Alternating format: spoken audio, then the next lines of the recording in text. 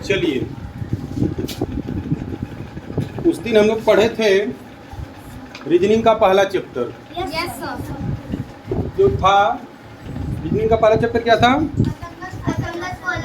असंगत को अलग करना, यानी कि असमान चित्र को अलग करना। दूसरा जो चैप्टर है आकृति चित्र मिलाना, आकृति चित्र को मिलाना। इसमें क्या करना है कि एक प्रश्न चित्र बना होता है, जैसे यहाँ पे बना हुआ है, ये प्रश्न चित्र हो जाता है और उत्तर चित्र में 4 ऑप्शन रहते हैं, ए बी सी और डी। ये 4 ऑप्शन रहते हैं। करना क्या होता है कि जिस तरीके से ये आकृति है बिना उसका दिशा बदले, ठीक है ना, इस तरीके का कौन सा चित्र इससे मिल रहा है ये हमको बताना होता है। इस चित्र में 4 आकृति दिया रहता है और एक प्रश्न आकृति यहाँ पे दे देता है। सेम हूबहू इसी से मिलता जुलता ए बी सी डी, इन चारों में से कौन है इसी को हमको बताना होता है। तो अगर हम देखेंगे तो कौन दिखाई दे रहा है यहाँ पे?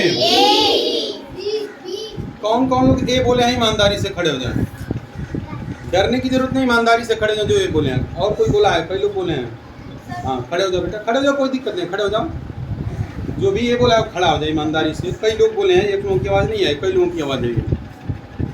अब यही देखो, कोई बात नहीं, चलो यही जल्दी जल्दी में हम लोग गलती कर देते हैं। देखने में लगेगा कि ये भी उसी तरीके का है, लेकिन ऐसा नहीं है।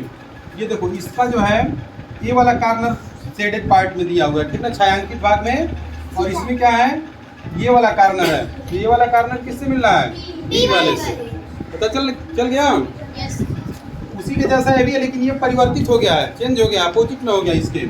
इसका यहाँ पे शेडेड पार्ट है और इसका ये वाले कॉर्नर पे शेडेड पार्ट है, ठीक है ना। तो ये ध्यान देना हम लोग को कि हूबहू उसी तरीके से मिलता जुलता। थोड़ा बहुत अंतर दिखेगा आप लोगों को, झट से आप लोग कहेंगे कि यही है और गलती करके चले आएंगे। तो थोड़ा सा दिमाग लगाना है, ध्यान लगाना है, समझना है, फिर उसके बाद हमको उसका जवाब देना है।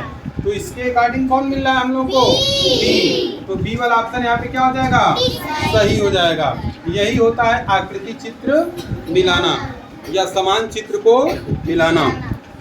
उसी के जैसा जो चित्र होगा उसी को छांटना होता है, ठीक है ना। बहुत माइनर छोटा छोटा अंतर दे देगा, बहुत बारीकी से उसको देखना पड़ेगा, तब हम लोगों के समझ में आएगा। तो ये चीज़ समझ में आ गया सभी लोगों को? Yes sir. चलिए आगे देखते हैं।